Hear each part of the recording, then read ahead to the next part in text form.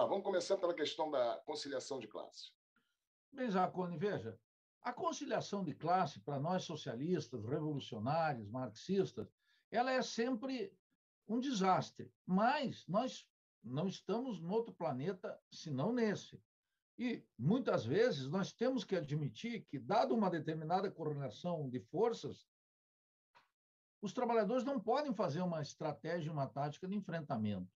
E, naturalmente, precisam conciliar com a pequena burguesia ou com setores mesmo da burguesia que alimentam contradições dentro do bloco do poder e assim por diante.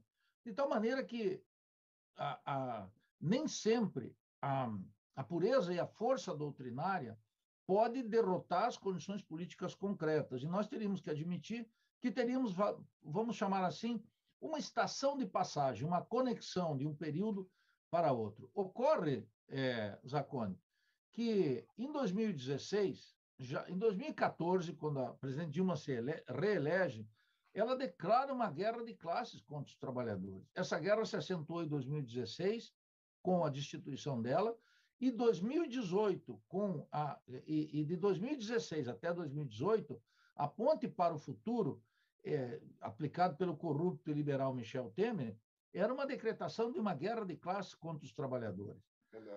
E 2018, Zacone, tu sabe que quando chegou o ultraliberalismo de Paulo Guedes, isso ficou mais claro até para os neófitos, não é preciso ser professor de economia. De tal maneira que a burguesia decretou uma guerra de classes. Nesse contexto, mesmo que as forças populares queiram uma conciliação, um apaziguamento, uma estação de passagem, ela não pode contar com o capital comercial, com os latifundiários, com os banqueiros e com os empresários. Inclusive com uma parte da pequena burguesia proprietária que assalta o Estado através dos títulos da dívida pública e diz que os economistas chamam uma financiarização, lucros bancários e lucros financeiros. Os trabalhadores ficaram completamente desarmados.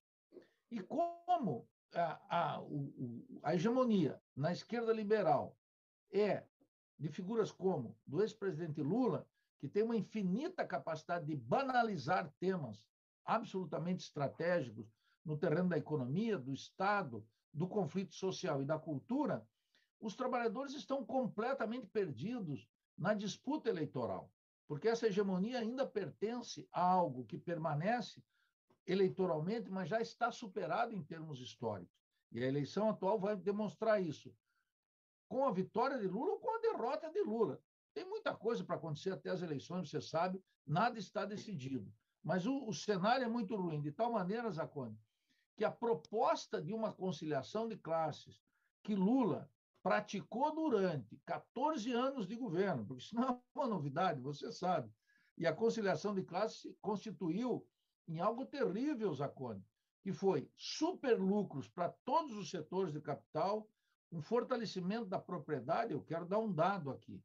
Durante os 8 anos do governo do presidente Lula, foi o período em que a propriedade rural e urbana mais se concentrou no país e que, inclusive, a concentração da riqueza foi mais acentuada que do governo Fernando Henrique. O governo Fernando Henrique assentou mais trabalhadores no campo do que o governo Dilma. Você veja que os dados são do último censo, 2016. E eu poderia falar mas desculpa, Nildo, mas esse crescimento do capital que você fala é do capital financeiro. Né? Não, também, Zacone, mas do capital agrário, do lucro do capital comercial. No capital comercial, o que aconteceu? Diminuir o número de empresas, concentrou, e a abertura da economia estrangeirizando com Cardoso, com Lula, com Dilma, e depois com Temer e com Paulo Guedes e o proto-fascista Bolsonaro, em todos os setores, o capital, a economia foi estrangeirizada. De tal forma, Zacone, que a conciliação de classes não ocorreu. A conciliação de classes, ela apareceu não sob a forma, porque dá direitos previdenciários, carteira assinada, emprego com produtividade, etc. Isso é uma conciliação de classes, mais ou menos como os governos de Getúlio Vargas fizeram no Brasil, uma conciliação de classe. Os trabalhadores mantinham-se sob controle ideológico e político, mas tinham algumas conquistas econômicas e sociais, o regime da Previdência, por exemplo, ou a carteira assinada. No governo Lula não tinha isso. Havia, inclusive, desmonte disso. E a conciliação de classe aparecia sob a forma de uma caridade católica, dos programas sociais muito rebaixados, cuja expressão mais acentuada, Zacone, era precisamente o Bolsa Família. Eu dizia que aquilo era uma digestão moral da pobreza.